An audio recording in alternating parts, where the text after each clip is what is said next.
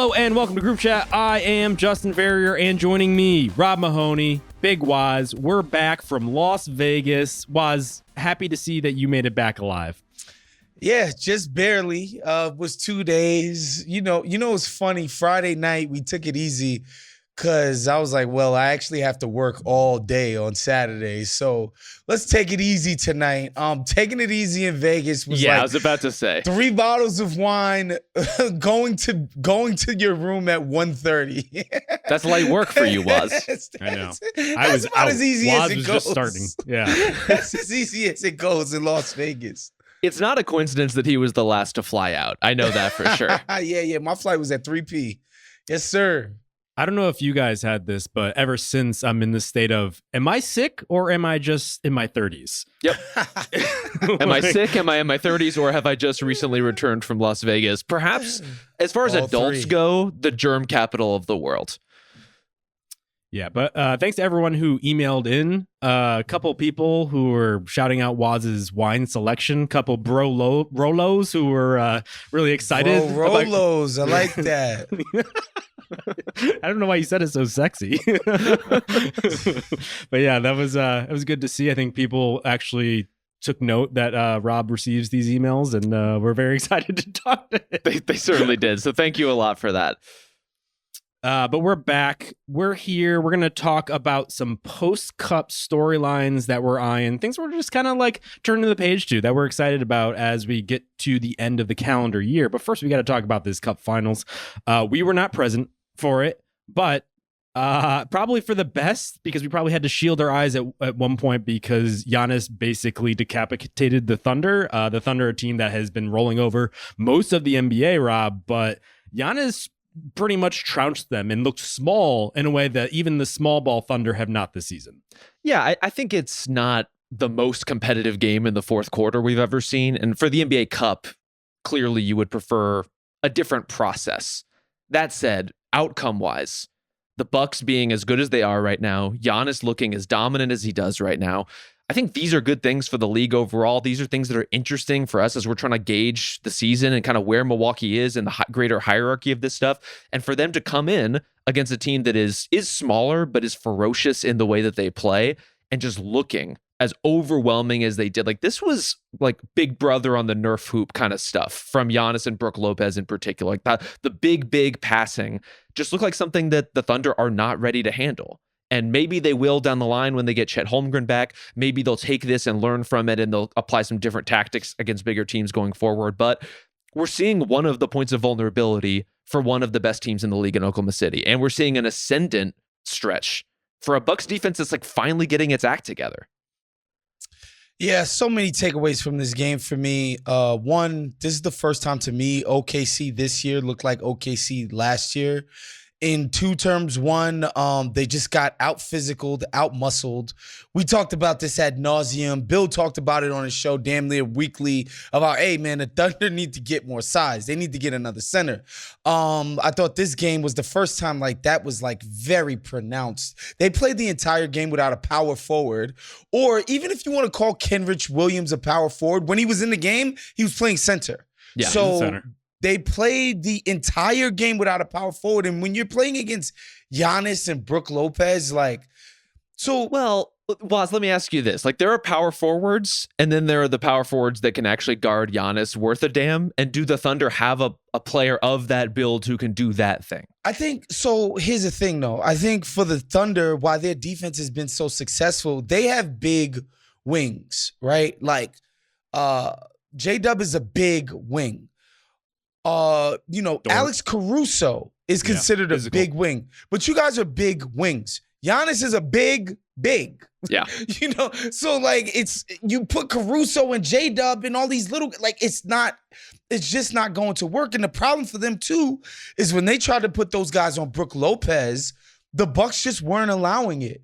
They were making just incredible interior passes. They got so many looks at the cup today, which and again, I know I've been banging this get off my lawn drum all season, but the Bucks looked big, played big last night. And I thought that was a major key. And I thought the other part where OKC looked like themselves last year again is, like the series against the Mavs, they couldn't make a shot.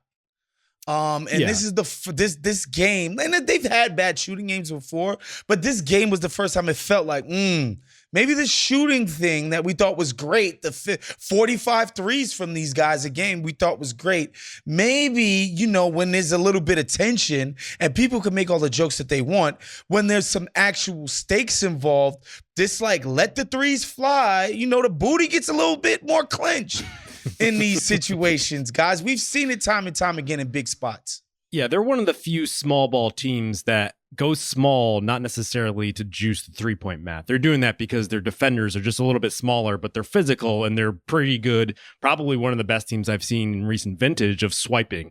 But the problem was when you have Case and Wallace guarding Giannis in the post, there was one play where he spun out of that, saw Alex Caruso all 6'4" maybe of him, and Caruso didn't even bother to try to contest the shot. He just went for the swipe and got out of the way because there's just nothing you could do against Giannis. Yeah, there's definitely some stuff that the Thunder need to look at. I think the big thing we should talk about is the fact that they didn't have neither Chet Holmgren nor Jalen Williams, the other J Will, not J Dub. He will presumably be playing that backup center role that Kenrich Williams is manning now. Kenrich Williams, who has a lot of success against Steven Adams in the previous game, but all of a sudden when it's Giannis, you're trying to isolate on or even step back and take threes on. It wasn't working as well. So the Thunder have stuff to figure out here, certainly. And we should reassess that on this pod. But I think this was a Giannis victory lap, for instance. He looked, Rob, if not the second best player in the NBA, definitively, maybe even the 1B at this point. Yeah, he has those games. He has those stretches of the season. He has those playoff series, frankly, where he looks like the best player in the world. He's absolutely that talented, absolutely that physically dominant. And, we've been talking about him in the context of trying to guard him with wings and trying to swipe at the ball. It was telling, even seeing him up close against the Hawks the other day, he's just physically bigger than Clint Capella. He's physically stronger, bigger, taller than probably whoever you put on the floor that's an actual center. And to have a player like that, who I would say has one of the best spin moves in the NBA in terms of the momentum that he maintains, I think it's very easy for people, especially watching from home, to underestimate the difficulty of trying to score at a full sprint. And Giannis does this all the time. For guards, it's so hard to maintain the touch, going full speed and getting it off the glass soft. Giannis doesn't have that problem as much because he can go full speed and then just dunk on anybody. And so to have that capacity while also drawing fouls the way he does, while creating for others the way he did, I thought he and Dame both played for handling so much creation for the Bucks in this game. Very patiently overall, really picking their spots, really reading the defense. They seem pretty keyed in on the second and third Thunder defender that were going to come in to do the swiping, and we're either going through it and drawing fouls or kicking to the weak side corner in a way where, the Bucks were just hitting more shots than the Thunder did.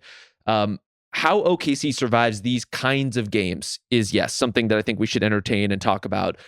I just think most of those kinds of games are not going to involve Giannis, and therefore the Thunder are going to be okay against the vast majority of opponents. But this kind of matchup, the Giannis type of matchup, to the extent that is a thing, is a problem for them.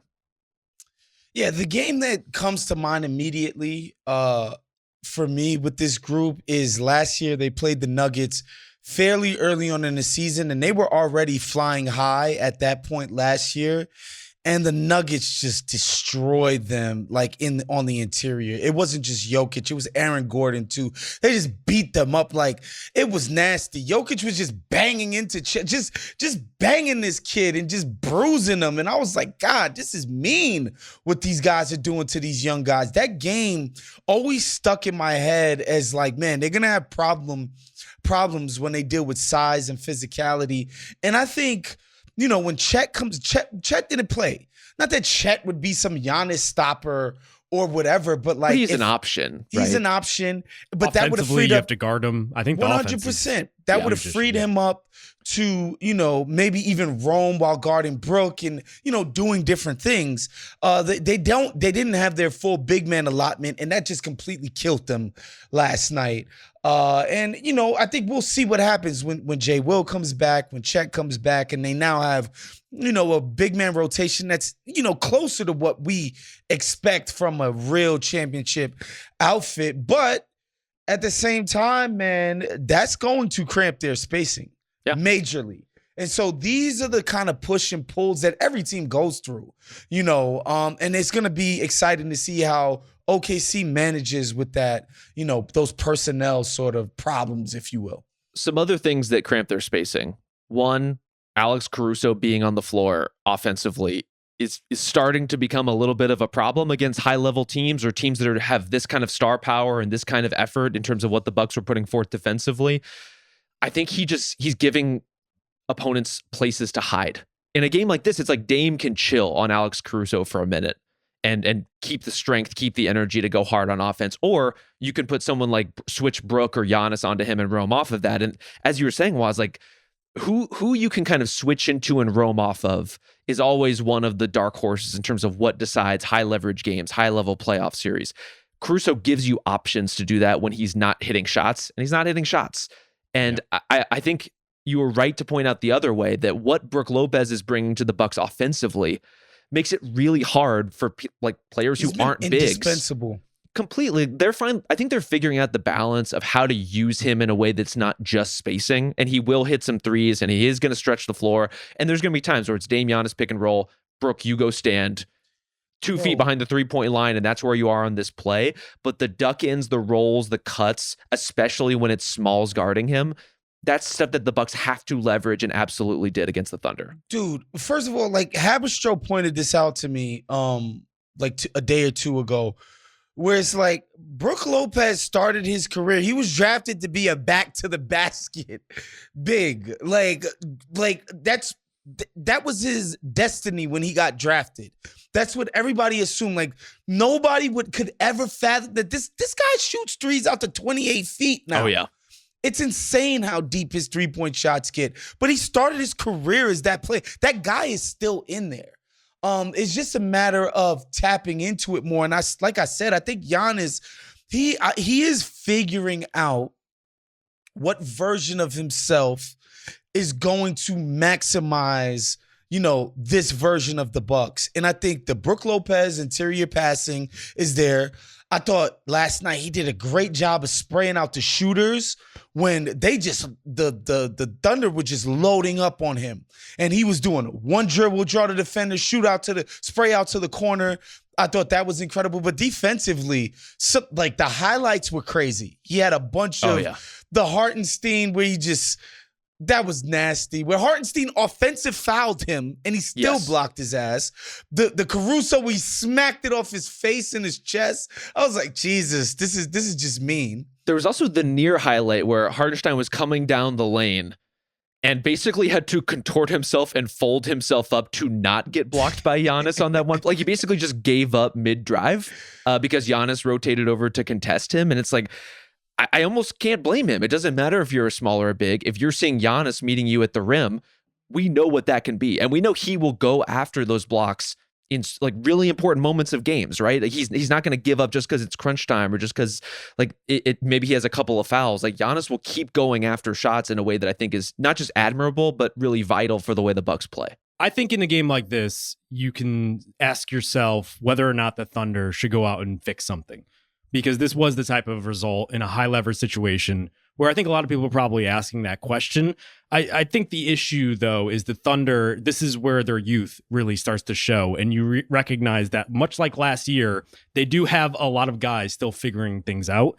The fact that Caruso, for instance, is probably an ideal fit for what they do and yet isn't hitting shots. You just kind of have to play through that. Hartenstein has played particularly well of late, didn't have the best success against Giannis because not a lot of people do, but he is another guy working his way into the fold. I think J-Dub, again, I keep mentioning this, seems to be the sticking point there where a lot of the offense revolves around SGA being a 30-point per game scorer pretty much every game. And to his credit, he did a lot of that last year. That's why he was number 2 on the MVP ballot. I was ready for this podcast to be an anointment of SGA and can he be the next face of the league, yada, yada, yada.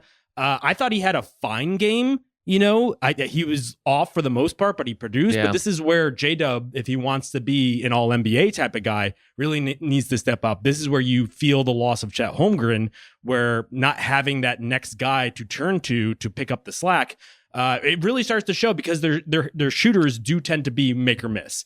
And I think they need some source of consistent secondary offense in addition to Shea in order for this team to get to the level that I think that they're all expecting to. Yeah, I think you could point in a game like this where we should say the Thunder scored 31 second half points. Like, that's just not going to work. That's not enough, to say the least. If you want to put that on J-Dub, if you want to put that on Shea, like, I'm open to the permutations as to allocate that kind of pressure and responsibility.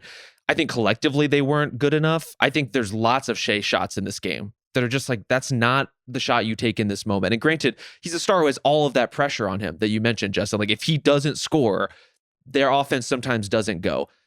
That is on J-Dub. That is on the secondary and tertiary creators on the team to alleviate that pressure. That said, the shots that he's settling for sometimes are just not great looks, even by star standards, and especially for his shot profile. But having said that, in the game against Houston, when they pulled away, it was Shea just kind of taking the reins, doing this herky-jerky move, isolating, and kind of winning the game for them. And so It seems like it's almost part of their process that he takes over.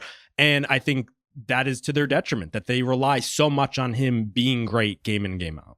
Oh, and he has the ability to take over, and frankly should take over. I think the difference is against the Rockets, that takeover was much more in the mid-range and driving, and in particular drawing fouls. And you don't always have total control over that as a player as to what gets called. But I didn't see any like crazy no calls in this game, or a string where he was just getting absolutely beaten up beyond normal physical defense from a team that is bigger than you and can challenge you in ways that maybe other kinds of opponents can't. Like, I thought the size hampered his ability to get inside. And we're starting to see some of the limitations of the threes that Shea is taking as he's in this kind of growth curve process of becoming more of a pull-up three-point shooter. I've started to notice this thing where his body control overall is so good, in particular from mid-range and in the lane, that he's used to being off balance when he takes those shots, right? He's contorting around defenders into space and managing to hit these like really tough mid-range looks. He's almost translating that beyond the arc sometimes too, in a way that you just can't. Like, you need your feet under you unless you're Steph Curry if you're going to pull up from three, or I guess unless you're like LaMelo Ball and you're taking these weird one-footed runners. But most shooters can't get away with that stuff and be consistent long-range threats. You need the fundamentals, the mechanics have to be a little bit more sound, and he's playing the sort of unconventional style that makes him so effective at other zones on the floor, but it just doesn't, it's not consistent enough from long range for him to be that kind of shooter yet. Yeah, the Bucks, and it has to be said, and people are going to say I'm damning with faint praise, but this was their best 2-game stretch of defense since the Drew Holiday trade. This game and the one against the Hawks. And I thought the difference for Shea, as opposed to the Rockets, one, your team didn't start the game 3 for 25 or whatever it was from 3. Yep. And so there was just less oxygen in this game. And the Bucks did a good job of just throwing waves of bodies at him in his freaking vision. And just like some of the guys that they put on weren't huge guys. Like, sometimes it would be Gary Trent guarding him, but when he started his drive, he'd run into a Giannis, he'd run into a Bobby Portis, he'd run into a Brook Lopez, and the space was just way more constricted because his team wasn't hitting last night. That's what I thought for Shea. Like, he couldn't get into his mid-range bag because he was basically able to operate in isolation without a lot of hassle from the rest of the Rockets when he had his takeover moment on what day was that? Saturday. Yeah, SGA it was just different. Is much more ethical Harden than I think we realize, where he does a lot of the herky-jerky start-stop in a way that Harden does, but does it within the flow of an offense, and frankly not as card counter-ish. He's not really trying to work the refs in a way, or like manipulate the refs. He's trying to manipulate the game. And when he's not getting to the line, it does seemingly disrupt his flow. Obviously, the shooter is not hitting, obviously weighs a big part of that, but just when he's off, the rest of the team tends to fold, and that's just like not the way you're going to win playoff games, even against a Dallas again next year, a team that's just maybe about as big, maybe not quite as big as the Bucks, but certainly has a lot of thumpers that you're going to have to play through. Yeah. And I think the Thumpers are not always just big physical centers, right? In the Brook Lopez or like Giannis kind of traditional big mode. Wings. Sometimes it is like the bigger power forwards, the bigger wings, like the physicality that you can leverage at those positions. That kind of stuff can affect the Thunder too. And they can look, OKC can get away with a lot when they are historically one of the better defenses that we've seen in recent memory. That's going to paper over a lot of different things. It's going to make up for a lot of off shooting nights, but the margins are going to get tighter. If not now, then in a few months. And this is a great kind of check-in test for them to say, you know what, for as good as we've been during the regular season as the Thunder, there's still a lot to do. There's still a lot to grow. There are still trades to make. There's still potential shooters to bring in or other kinds of talent or maybe kind of like combo forwards who might address a need that we don't quite have on the roster right now. For all of the options that Oklahoma City has, they have the means to get more, and they should get more. I don't know if they will, though. I'll be honest. Maybe not. Like I almost wonder if the Gordon Hayward trade last year was reason to maybe just stick to the system this year, but we'll see. I do think on the other end, this was Giannis's night. And my big takeaway is, quite frankly, like if they had just had him in the past two postseasons, things might not have been as dire. This might be a completely different looking Bucks team. Maybe they wouldn't have gone out and traded Drew Holiday because it would have just been a normally bad postseason, not just like a catastrophe. Everything looks different. He can solve so many issues with that roster just by being dominant in the way he was last night. It's just like I don't think that much differently about the Bucks. You know, like the guys that were concerning are still concerning. The fact that they played better without Chris Middleton than they did with him on Saturday, I think is a huge issue. But it's just like through Giannis, like I am strengthened or whatever that the Bible quote is. It just I can seems do like all things through Giannis Antetokounmpo who strengthens me. Yeah, he there is you go. risen. There's no doubt. I'm gonna get like a wristband with it on it because I do think Giannis is playing one of the best stretches of his career. And to that point, he has now made at least half of his shots in every single game that he's played this season. That's 24 games. Love that. It's that. nuts. Yeah, career high at mid-range, shutting me the hell up. I'll say that. Career high by far. I dare to even say it's become an efficient shot. I thought for Giannis. it's a little thing, but there was a possession where the Bucks were kind of like isolating him post-wise more at the elbow. High post, yep. High post more where it's like a little harder to run hard doubles at you from that space without exposing something. Dirk post. Exactly, the Dirk post. And with J-Dub on him, hit a little Dirk kind of 1 foot turnaround. And it's like spin. Yeah, into it. It doesn't have to be a tough shot. Like it's a shot you can take under balance. It's a shot that, as he tried to do, you can ball fake and see if you can draw a foul. You can pass fake, see if you can get someone off their feet. Or when he's hitting the turnarounds like this, like that's a real weapon for Milwaukee. That's a great kind of poised source of offense for them. Yeah, and we gotta give it up to my man Dame, who looked pretty young last night, and really good. It was like kind of breezed over during the telecast, but they mentioned that he was dealing with a calf issue, which I guess they didn't publicize because OKC would have been like, all right, let's make our game plan, destroying the guy with a messed up calf. But I just thought he looked decisive, man. He was getting by guys, making quick passes.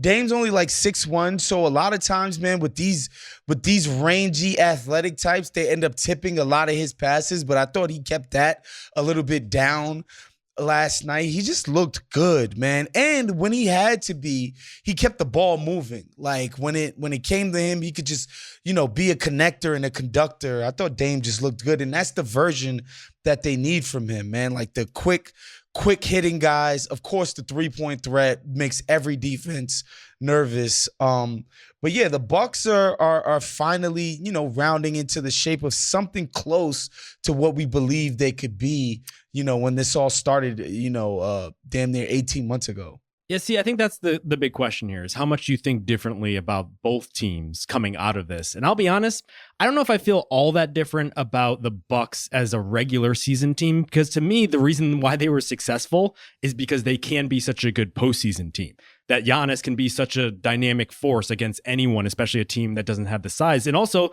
you have the days to prepare for an opponent, and you also have days to give off for your older guys like Damian Lillard. Perhaps he looks spry. I don't know what he was doing in Vegas. Maybe he saw Shania Twain and he just had a song in his heart. Or if he just had 2 days out and like he just had time to prepare for this in a way that he typically does not.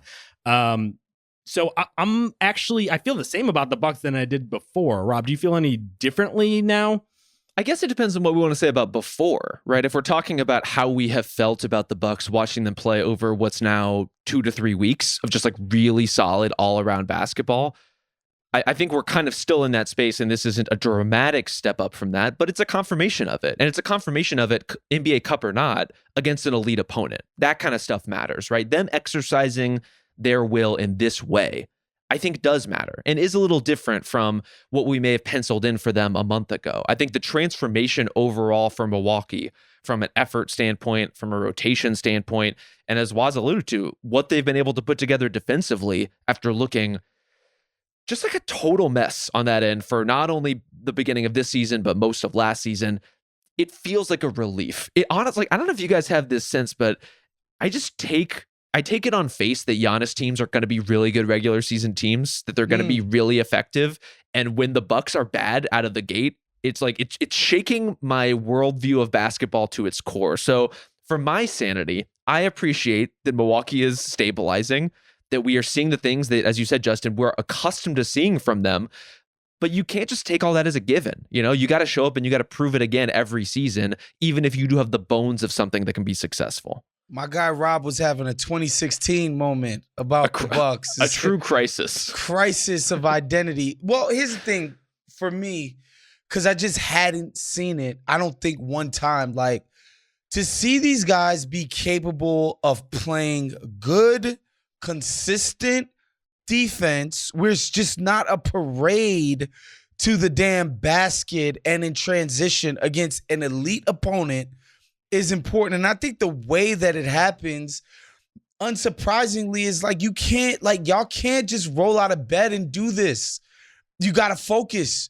You got to try consistently. You got to get the hell back. You got to sprint the hell back. Yes. You can't do cool guy routine in order for this group to play good defense. Like, y'all just not young athlete. Like, y'all can't roll out of bed and be a good defensive team. You got to be focused. And again, people can say whatever the hell they want about the Cup. Like, these teams are playing really hard.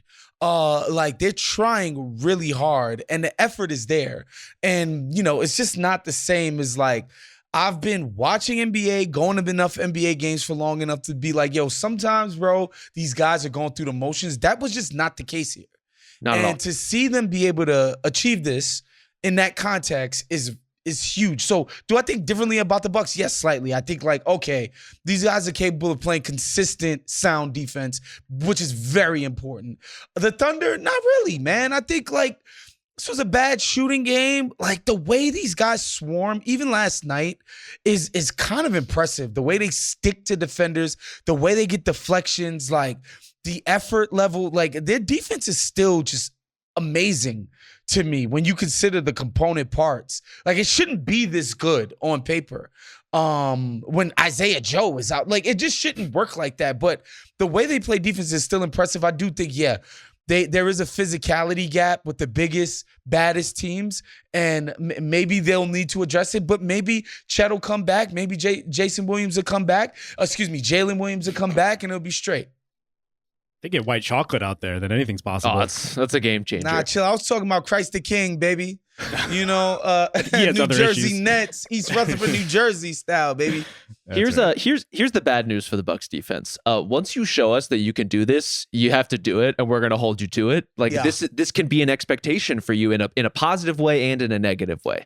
Well, that's the thing. They've kind of flipped their mode where it's almost like you're more worried about the day-to-day in the middle of a regular season, as opposed to in a playoff series where they have time to, like, get up for these opponents. It's like, can they overcome an injury? Like, they're relatively healthy outside of Middleton at this point. But, like, for instance, if they lose a wing or two, like, who are they turning to off this bench? Like, Pat Connaughton got 13 minutes in this game. Like, it gets pretty dicey pretty quickly. And so I think if they get to the postseason fully healthy, they're able to pace Giannis out, then I will believe in them. But there's still several months until we get there, and Giannis just has not gotten to that point healthy for the past two postseasons. So I've come to the place of, like, I kind of want to see Chris Middleton gone. Like, I think that is the move. I just don't know, honestly, who's taking him. because he's got another year after this on a player option, and that's going to be bad money for virtually any team that doesn't have the muscle memory like the Bucks have with him in the flow of things. Yeah, I think he's most valuable to the Bucks. And this was kind of a Brook Lopez issue too, when they kicked the tires on some trade discussions around him over the past couple of years. It's like, what are you going to bring in that's more valuable to you than this guy you know how to play with? And Middleton raises a different series of concerns because of the injuries. And that's where I think if you're the Bucks, I hear you. And if there is a trade out there that is Middleton for multiple quality role players, I see the virtue in it. I get the logic in it. I just don't think that trade is going to manifest in a way that moves the needle in terms of what you're bringing back. And so you're kind of left with rolling the dice with Chris's health and seeing how he can come back over the course of the season and work himself back into the mix. Because defensively, he's not the guy he used to be. He's not really what the Bucks need ultimately on the wing. I think his playmaking is still important, and that's been where he's been best so far, but he's got to make some freaking shots when he comes back. Rob, all you're saying in so many words is pack his ass up. But for get what? him out of here. I don't know. I am not saying that. I don't know. Figure it out, John Horst. Get to work. They pay you a lot of money. Figure it out. Because my Lord and my word, has he looked god-awful. And whatever. Guy was sick. Couldn't make it last night. The team, as Justin said, looked better for it. I would just love to see just more youth and athleticism and just dynamism, man, in the spot of, and I get it. Middleton is really good at setting Giannis up.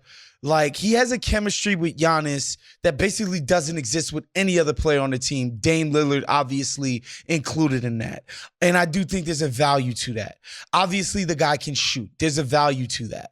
But on defense, woo, good God almighty. It is just treacherous for him right now.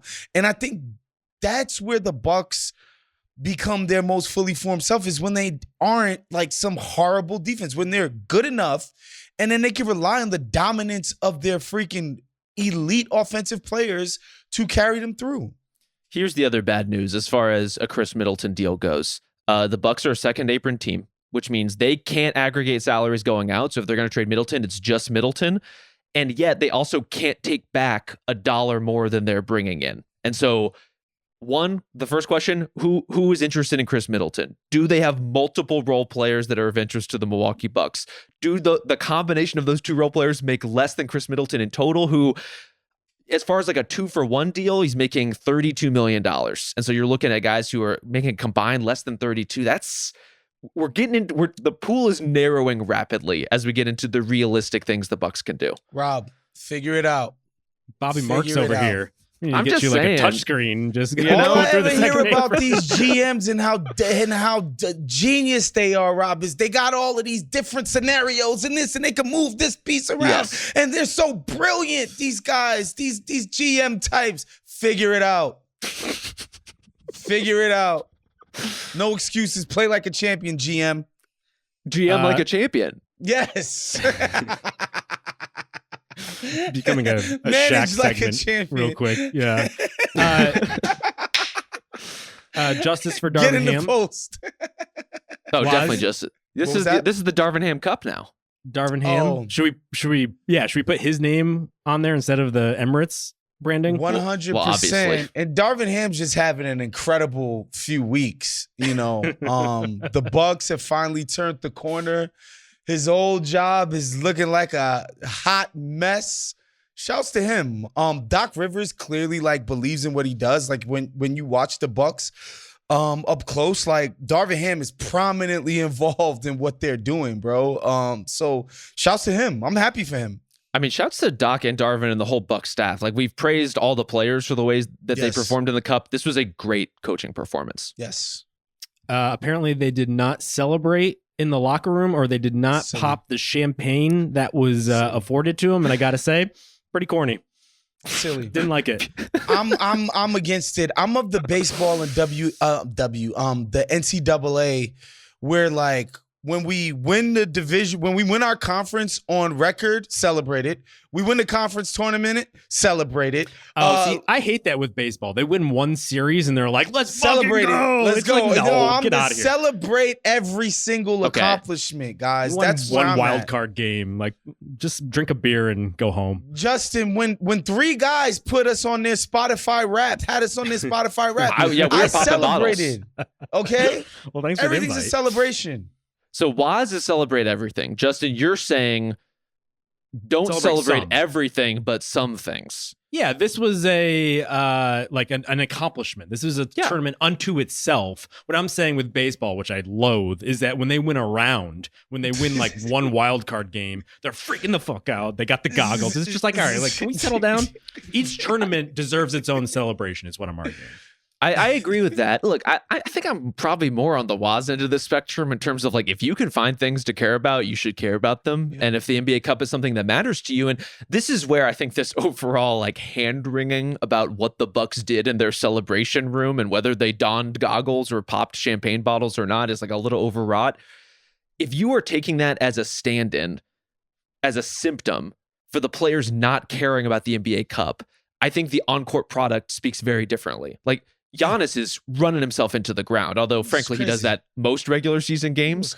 But these guys are going hard out there. Like, this was good competition overall, if one that the Bucks outclassed the Thunder in.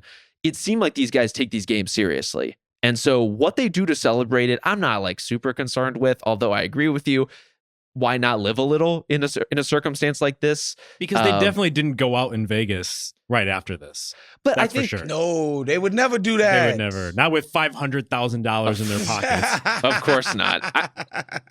The Cup is in this space, though, where by definition, it cannot be everything. And you even heard this like from the players, from the coaches in the aftermath of it. It's like, this is great for building momentum to what we want to do in the playoffs, right? Like, this is something we can take and grow from and establish like a sense of continuity and growth and progress within our season. It's a good measuring stick. I think as an NBA culture and basketball community, we're still like figuring out how to contextualize what that means and how much it should be celebrated and how to grasp a mid-season accomplishment in a league that has been dominated by rings culture for at least the better part of the last 20 years, if not longer. I think everyone needs to just stop trying to adjust the cup. There's way too much consternation and like ways to fix the cups. My thread, and there's like 9 different versions of like ideas and all this other stuff. Like, just embrace the cup. If you just like sent those to your drafts and watch the basketball, it was totally fine. I just think that there's this tweet impulse. is a good policy in general. 100%. I basically stopped doing it unless I need to really hammer someone. But I do think like it's online discourse. It's just like humanity to want to like fix something new and complain about it. And I honestly think it's partly because Silver is noodling with everything all the time and almost lends itself to us doing it. He's a human hoop idea, really. Exactly. I think the hoop idea mindset has infected like just NBA discourse. But the cup was good. I had fun. Like once you got to elimination play, it was great. The group play, just figure out that so it's not confusing and we're just like doing math on the fly in the middle of games. You're good. You have something you could sell to Amazon, which they already did, and people will probably tune in more than they would in November basketball. And I think that's a good thing. Will you allow me to do one instance of the exact thing you were just complaining about and make one constructive suggestion for the NBA Cup? Go for it. I think, and this is not a novel idea. Other people have proposed the neutral site being a little bit of an obstruction at this point. I kind of wonder if we're putting the cart before the horse with it, and we maybe should be playing these games at home arenas to get the energy up in the building and to create that sense of excitement and a moment. And then once people are used to when the NBA Cup is on the calendar, what it means, the fact that it is a, like, if not a playoff, then a playoff adjacent atmosphere, once it's established, then you can talk about moving it to a neutral site. Like, you need to become not March Madness, but like you need to create an identity of an event before you can put it in front of random people in a non-NBA city and hope for like a huge raucous atmosphere. Yeah, I tend to agree with that. I think for a neutral site thing to work, I think it would just need more lead up time and hype and build up. And it's hard to do that when the turnaround time is 2 days of when we know who the matchups are going to be. It's just hard to promote and build anticipation in that quick a turnaround. So it's hard to create that sense of urgency within the building. I definitely agree with that. I wonder, why can't the NBA figure out how to get people to Las Vegas? And have a rabid crowd. Maybe I'm just underestimating how hard it is to create that kind of thing. Shit, Steve Ballmer had to create the goddamn wall to do it for the Clippers, right? Like at his own home arena. So I guess it isn't as easy as it is. Like not everything's gonna be Chase Center or a Laker game or the freaking guard. Like not everything can be that. Or even OKC home games, right? Like not everything can be that. But I do wonder if there's something to just goosing the hype and anticipation so that people want to go no matter who the matchup is. And maybe that's just unrealistic that the NBA is going to ultimately be a matchup-based business. And the bottom line is if the Knicks and the Warriors were in this final, there would have been a shit ton of buzz in that arena, period. Yeah, we almost need like a census for the type of fan that attended this event. Because I think you're right. I think for maybe the general NBA fan, they could target this time of year to build like a vacation around. Let's just like go to Vegas and whoever's there, we'll just enjoy the basketball, but then we'll go gamble and watch Shania Twain. I got the sense, though, that the people who were most interested in it were the fans of specific teams. But the turnaround, plus the fact that NBA fans aren't probably used to traveling as vigorously as like if you're a college fan, like if Notre 100%. Dame plays somewhere like tomorrow, there's going to be thousands of people that are just on the next flight. Yep. Yeah.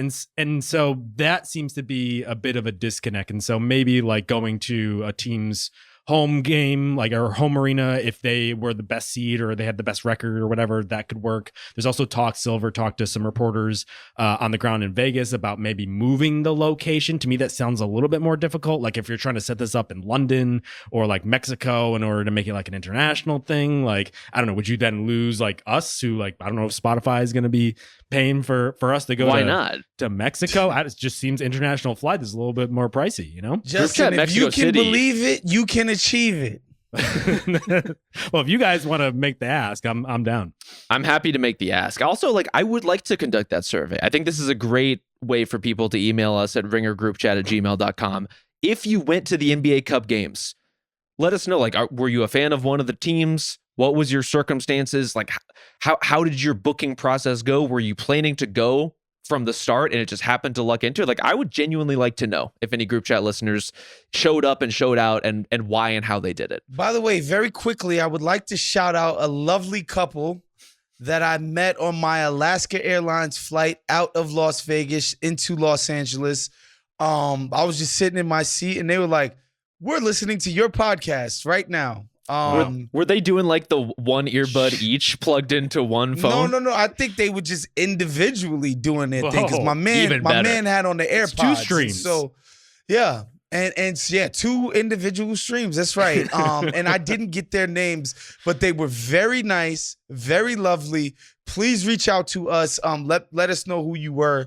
Because we chatted up about the games and our enjoyment of, just the general semifinals product and situation. And it was just a nice feeling. You just, you're like slightly groggy, just ready to get back to LA. And somebody's like, "Yo, I love what you guys do on the podcast." And I immediately text you guys. So shouts to that lovely couple. You know who you are. Reach out to us so we could figure out who you guys are. We love to hear it. Group chat bringing and keeping people together, just really, really the bonds of human connection. The couple that group chats together stays together. I don't know what the rhyme is on group chats together, but we'll workshop it.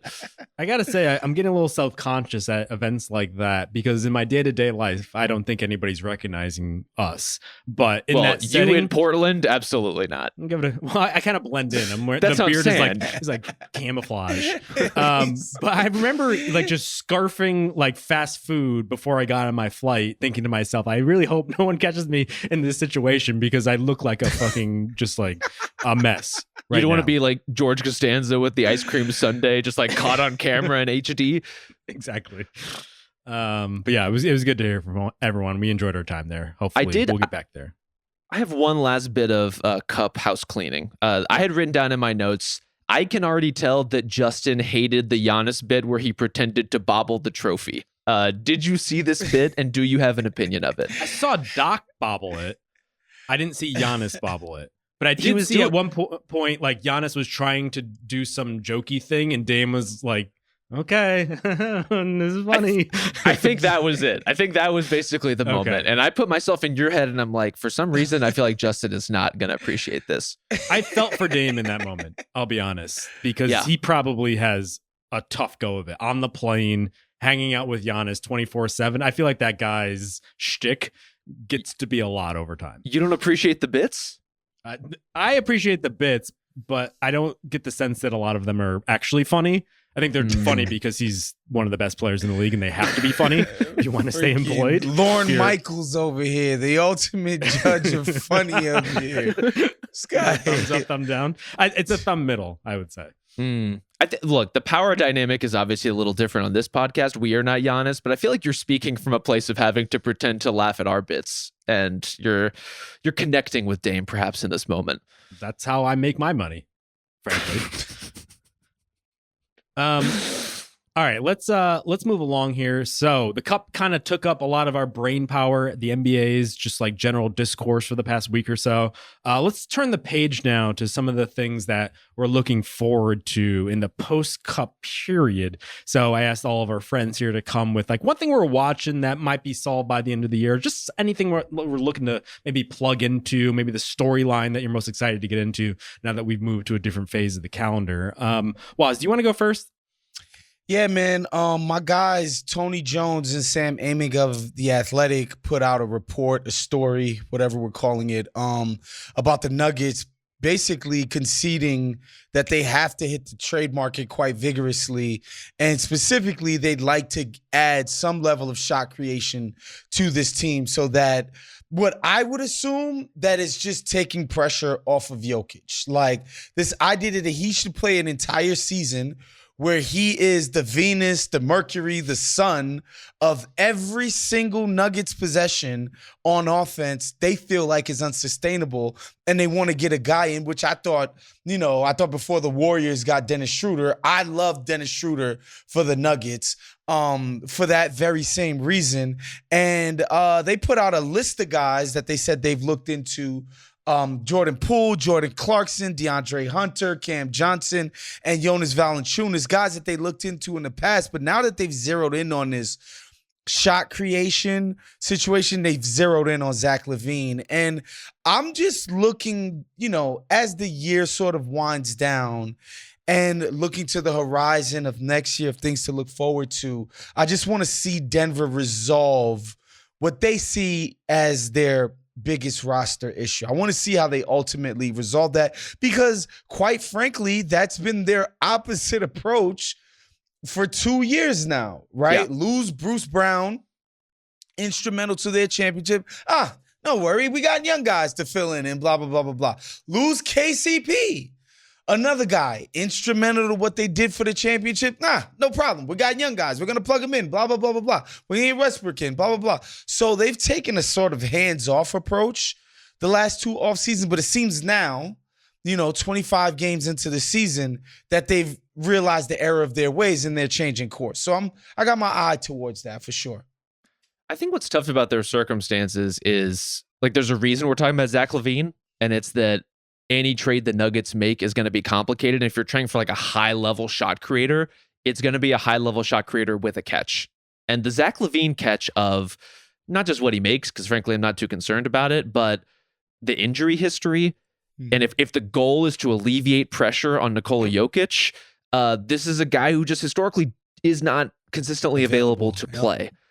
So yeah, you might be trading away. Like, there's really no way to get a deal done that doesn't involve probably Michael Porter Jr., who's quiet as kept having the best season of his career. And yet And yet, like, it's like no one is saying it's enough, right? Like what they have currently in terms of taking pressure off of Jokic is not enough. And I see the merits of not only what LaVine can be as a creator, but frankly, a guy who's been a pretty decent cutter and flare shooter and like who's been a movement player for the Bulls this season. Put that next to Nikola Jokic, Rob. That might look nice. I think it'll look real nice when he is available to play. Yes. And that makes me a little bit nervous if it feels like the right kind of address in basketball terms, but maybe kind of a short-sighted one in terms of where the Nuggets need to be, not just this season, but for the next like 3 years. I hate it. I absolutely loathe this idea. The whole issue with the Nuggets as they're currently constituted is they just don't have enough league average rotation players in order to give Nikola Jokic 5 to 10 minutes off every single night. He's basically playing 38, 39, 40 minutes every single game because he does not have a credible NBA center to back him up. And we're just going to go out there and completely change the complexion of our team in order to fit in a guy who the Bulls could not give away because his medical record is so spotty. I get it in theory.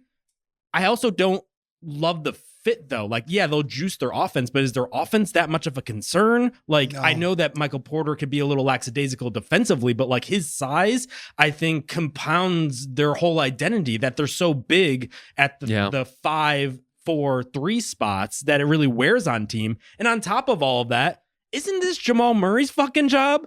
Like, isn't this just a tacit acknowledgement that like he's actually the problem, the guy that we gave 4 years max to over the offseason, and he's just not playing like that? That should be your creator when Jokic sits. We shouldn't have to go out and get Zach LaVine, who's just going to cause more problems. I don't think anyone's arguing with that, though. I think it is a tacit acknowledgement that Murray is not the player that they need him to be and the creator that they need him to be on a regular enough basis. And so they're trying to sort of triangulate that a little bit, right? If it's not going to be the Murray-Jokic two-man game all the time, all day, every day, who is the third guy who's going to give us a little more juice off the bounce, who's going to give us like a slightly different way to balance out our second unit, kind of like into the rotation lineups? I think LaVine does some of that. He just also has all of these other catches that come with him. And I get why we're here. I don't think it's going to ultimately solve the Nuggets problem. Sorry. But they may just be in a position and be desperate enough and be worried enough, I would say, about Jokic getting through the season in one piece that they feel compelled to do something this dramatic this soon. Yeah, obviously this would not be a perfect trade by any means. If you're being charitable to this idea, if you look at their offense when Jokic isn't on the floor, it's absolutely atrocious. Yes, you can say they don't need offense when Jokic is playing. When he's playing, they play offense at the level of the best offense in the NBA, which is quite impressive when you consider how these other guys have played. However, when he's resting, they're god-awful. It's unwatchable. It's terrible. And so if the idea is like, yo, we get another guy in there who's of a high quality, and then when he is playing with Jokic, we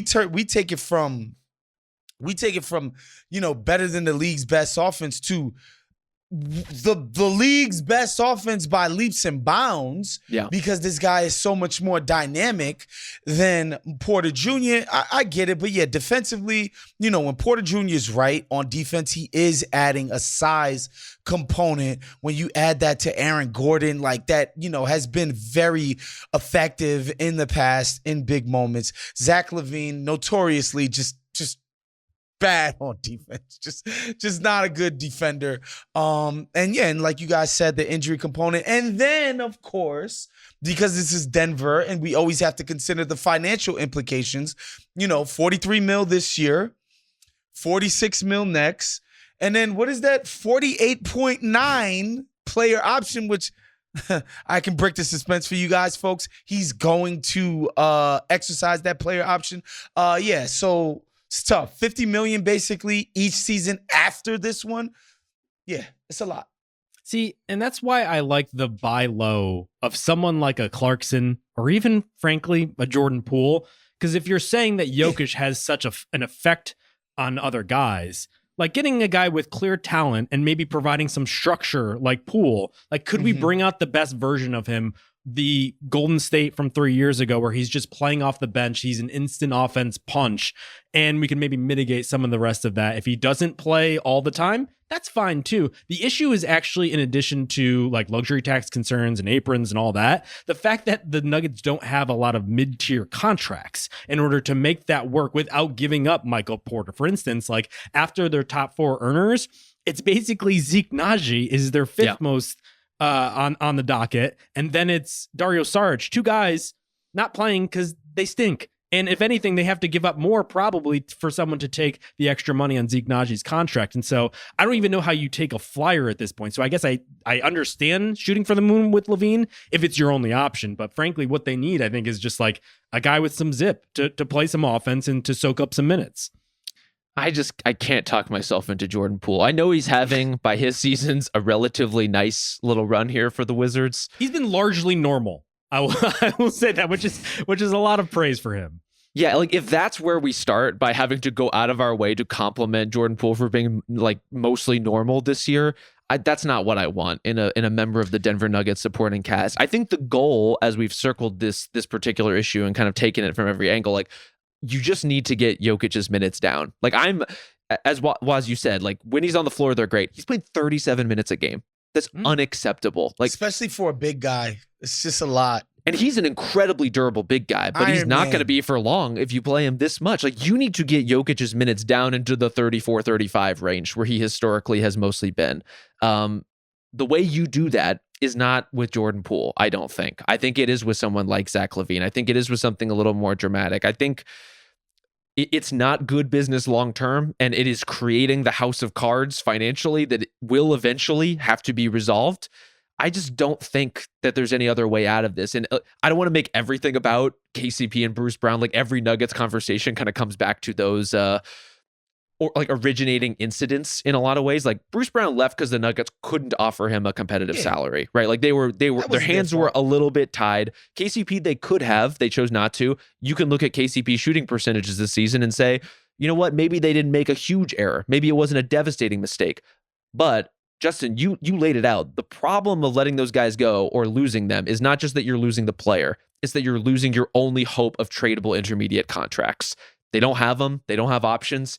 Now we're talking about Zach LaVine and Jordan Clarkson and Jordan Poole. Like this is where you end up when that happens. So here's where, I always compare this Jokic to LeBron. And when I think about Jordan Poole or Jordan Clarkson, what comes to mind is Boobie Gibson, Delonte West, late career Richard Jefferson, and Iman Shumpert. Zach LaVine is what? Tristan Thompson. Zach LaVine is Shaq? Is Antoine Jameson? Is who? I don't think he's Antoine Jameson. I'm just saying. I don't think he's that. I just think they're guys who, in a context near a generational player, just end up looking better. Just end up playing better, just start making more sense in that context. And I do think Jokic is one of those guys. Maybe I just have the ultimate belief in Jokic and prime LeBron, but I do think – so you think Zach LaVine is closer to Cleveland Shaq? No. I was just trying to extend your metaphor. If anything – You know what I think Zach LaVine is a little bit? He's Dexter Pittman from the Heatles era? No. He wishes. I actually think Zach LaVine, the basketball player, is quite good when he is available. On offense, like that is a player type that really appeals to me. And frankly, one that we've been talking about as a potential Jokic running mate for a long time because of the way he shoots and the way he can move when he is so inclined to do so. I wonder if the comp as far as the LeBron stuff goes is like, I remember there was an era of like, should the Cavs trade for Amari Stoudemire trade chatter of like significant injury history, prodigious offensive talent. Maybe Amari is overstating a little bit what Zach is able to bring to the table. He's never been as good as standing tall and talented. No. Come on. I mean, he stands neither as tall nor as talented, but I do think he could bring a lot. Because he eventually got injured a ton. Also true, but you take a red wine bath and on all ails are fixed. We used to be a proper NBA discourse, let me tell you, when we had Amari in the flow. This true. was Denver's bench the other night against Sacramento. Hunter Tyson, Peyton Watson, DeAndre Jordan, Julian Strawther. If you want to know what the original sin is, which Rob carefully tried to sidestep that phrasing, but I will outright say it. Original sin seems strong. Is Booth believing in his fucking draft picks above all. These guys are just fine at best. The fact that Peyton Watson is giving them anything is a godsend, because some of these guys, night to night, you don't know what you're going to get. And like, that's the issue. And until those guys play better, I think they're going to be stuck in this situation. If they go out and make a panic trade, which just kind of starts to sound like it is, I think this might be the nail in the coffin of Jokic's prime, at least from a team perspective. Like, I don't know how they recover from that, frankly. So we'll see. Everything you're saying is valid and true. I also just want it on record that, like, I see the occasional, like, Jalen Pickett crunch time highlight, or not crunch time, garbage time highlight, and I'm like, I'm talking myself into it. You know, I'm drinking the Kool-Aid all of a sudden. You gotta, at a certain point, you just gotta log off this energy, Rob. Just stop. You're not wrong. You're not wrong. All right, Rob, do you want to say what you're watching until the end of the year? I'm going to keep it in the West. And I'm wondering, how seriously exactly do we need to take the Phoenix Suns? I come back to this periodically, mostly because their guys have been in and out of the lineup. There's like longer term concerns here about the rotation that I think they need to figure out. But most of it, as far as why we should be tuning into them now, is that Kevin Durant is back. And when Kevin Durant is back, this team fucking wins games. They are 13-2 with KD in the lineup this season. That's insane. Absolutely insane. And yet overall, they find themselves at 6th place in the West. They find themselves with a slightly negative point differential. Who are the Phoenix Suns? And who are they with Kevin Durant? Who are they without him? Do they need every single member of their core to be healthy? Do they have any ability to withstand it? I know KD brings something so unique to this table, not just in terms of shot making, but the way he kind of papers over their limitations on defense is so critical to the way Phoenix operates.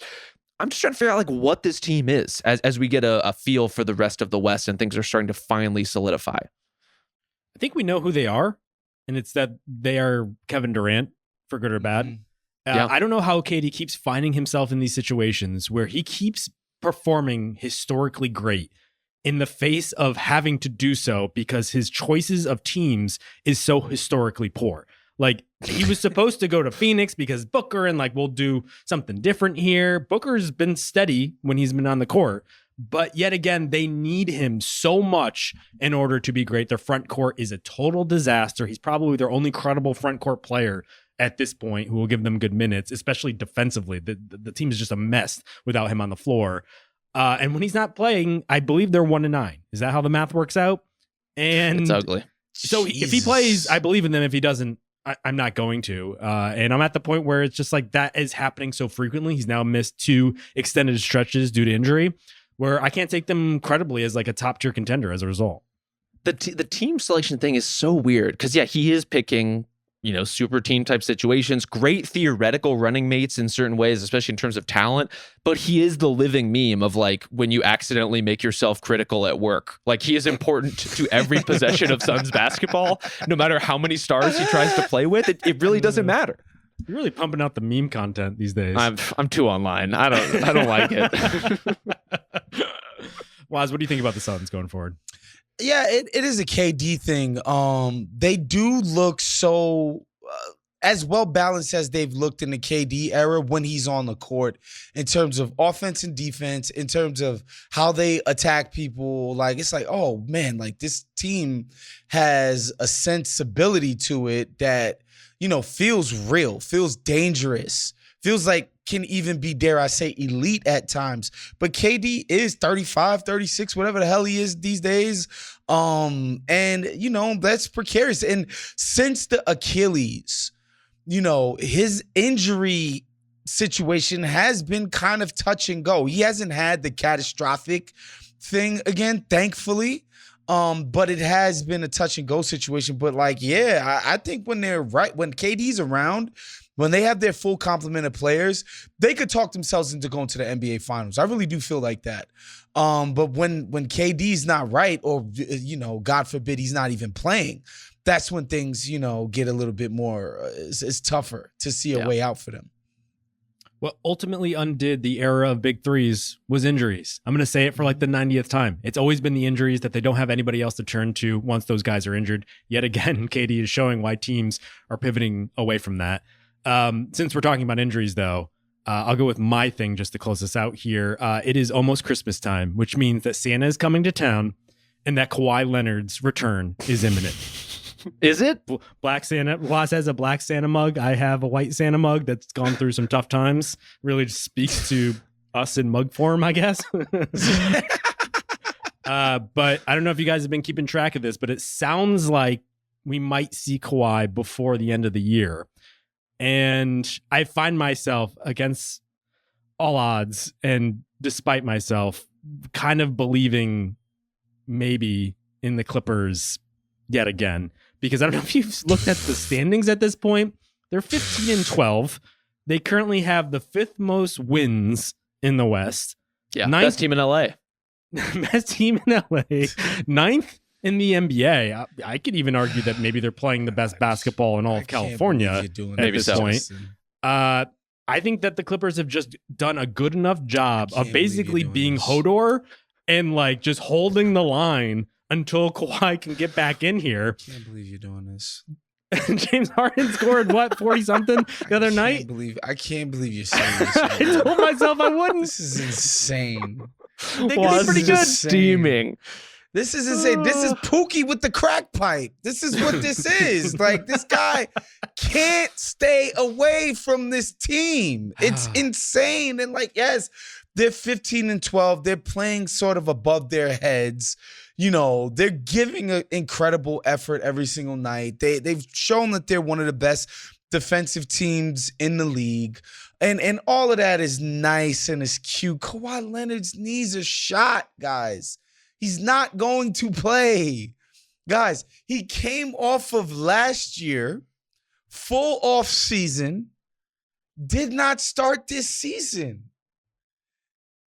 Not playing, he couldn't play. So he's going to play. Too much. He played too much last year. He tried to not do the load management. Let's get back to load management and see how it works out. He's even coming up. Because that worked before. Got prescriptions for the. Oh my God! He's even got ideas about how to manage Kawhi's legs now.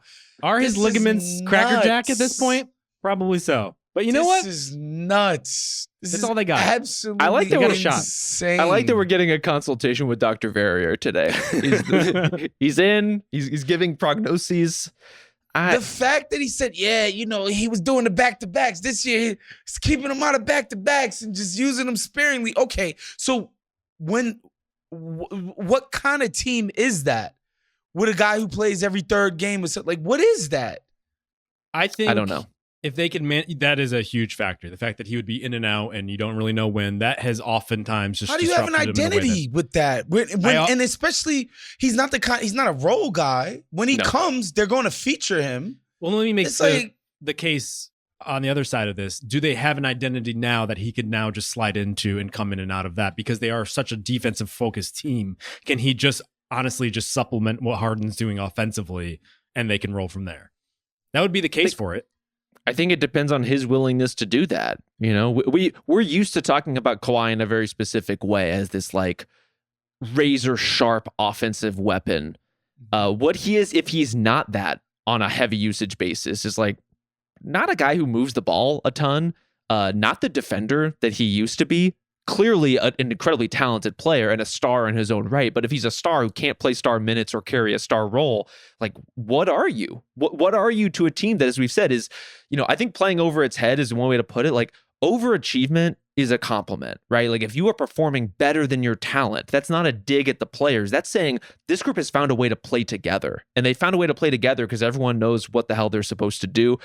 Kawhi being out there makes that a little bit fuzzier. It makes it really fuzzy for someone like Norm Powell or Vitsa Zubats, like guys who've become really important to the offense.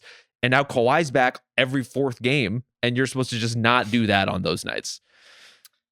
Yeah, I feel like those guys can work within the flow of what he's doing. Like, I don't know if you necessarily need to take away from what Norm and what Zubac are doing in order to feed Kawhi. Like, if anything, I think it's just like he balances out the lack of offense that they're getting outside of those guys to begin with. Like, it's way too much Harden, and maybe he likes that. That would be a concern as well, that he's just dominating the ball. Yeah, that's probably true. I don't know. I just think it's something to watch. We'll see. I think, though, the most likely scenario, not like what I'm hoping for, is probably that they end up, if not a high play-in team, maybe even breaking into that top 6, because the top 6 is a little soft because there are a lot of teams dealing with injuries. The Nuggets trying to figure out who they are. Like, yeah, it's there for them. I'll say that. I'll say this as far as this conversation goes. You know, we've talked throughout this pod about like teams that could use just like one more live body in the rotation. You know, whether it's the Bucks, whether it's the Nuggets, whoever you want to talk about. The Clippers are kind of that too. Like, they have some solid rotation guys, but ultimately, especially over the last couple of weeks or last month or so, like the guys that they're starting have mostly done really, really well together. Those are groups that make sense, whether it's been Derek Jones, whether it's been Amir Coffey, whether it's been Norm Powell. You know, they've had guys in and out of the lineup. Most of those groups have fared well. It's when they get into the bench that they just aren't finding enough minutes of what they need. And if Kawhi Leonard is a guy who can join the rotation and give them even 20 good minutes, that is a meaningful thing for the overall state of the Clippers. It just comes with all of these bigger existential threats to the team that they've been in, the ways that they want to play. Yeah. The only other thing I have down here is that Dallas is 12-2 since November 16th. And I think we're going to get to the point where it's like January 20th and they're the first team in the West. So seems pretty good. Look out for that. Why don't we wrap it there, though? We'll be back on Monday. One pod next week. We're back to the normal schedule, but Monday, and then we're taking off the rest of the week. The following week, I believe, we're back Monday and Thursday as per usual. So we'll talk to you then. NBA Festivus. Get excited for it. Get ready for it. Thank you to Isaiah Blakely on production. Thank you to Ben Cruz. We'll talk to you next week.